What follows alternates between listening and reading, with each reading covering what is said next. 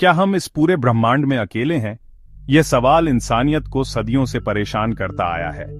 ब्रह्मांड अनगिनत सितारों, ग्रहों और चांदों से भरा है। तो क्या इनमें कहीं और भी जीवन है? सोचिए, एक रोबोट बर्फ की मोटी चादर पिघलाते हुए नीचे जाता है। 20 किलोमीटर नीचे पहुंचकर वह विशालकाय पानी के समंदर में उतरता है। यह दृश्य है बृहस्पति के चांद यूरोपा का। वैज्ञानिक मानते हैं कि यूरोपा की बर्फ के नीचे तरल पानी के महासागर हैं, और जहां पानी है वहां जीवन की संभावना भी है। जुपिटर की जबरदस्त गुरुत्वाकर्षण शक्ति यूरोपा को गर्म रखती है। इससे बर्फ पिघलती रहती है और पानी तरल अवस्था में बचा रहता है।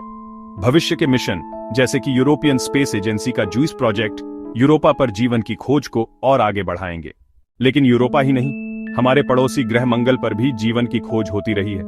19वीं सदी में खगोलविदों ने मंगल पर नहरों जैसी रेखाएं देखीं, जिससे लगा कि वहां बुद्धिमान जीव रहते हैं।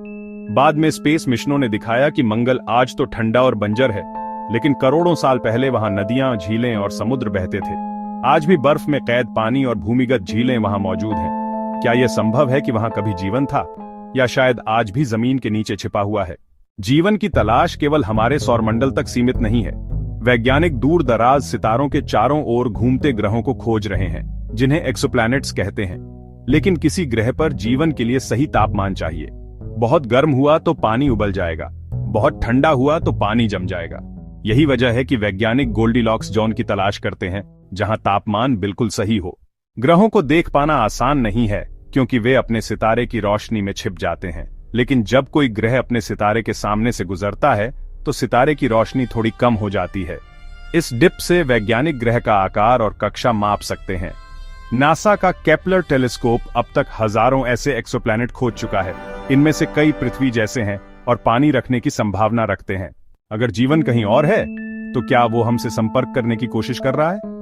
इसी सवाल का जवाब खोजती है सीटी, search for extra terrestrial intelligence.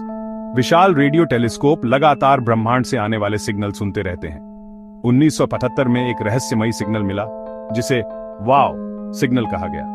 72 second लंबा यह सिग्नल इतना अनोखा था कि आज भी यह रहस्य है। क्या यह किसी एलियन सभ्यता की कोशिश थी, या फिर यह कोई प्राकृतिक घटना थी? अब तक कोई निश्चित जवाब नहीं मिल पाया। तो क्या हम अकेले हैं? सच ये है कि अभी तक हमारे पास ठोस सबूत नहीं है, लेकिन पानी, सही तापमान और संभावित सिग्नल हमें यह विश्वास दिलाते हैं कि शायद हम अकेले नहीं हैं। शायद किसी दूर ग्रह पर कोई और सभ्यता भी तारों को निहार रही हो, और यही सोच रही हो कि क्या हम अकेले हैं ब्रह्मांड में।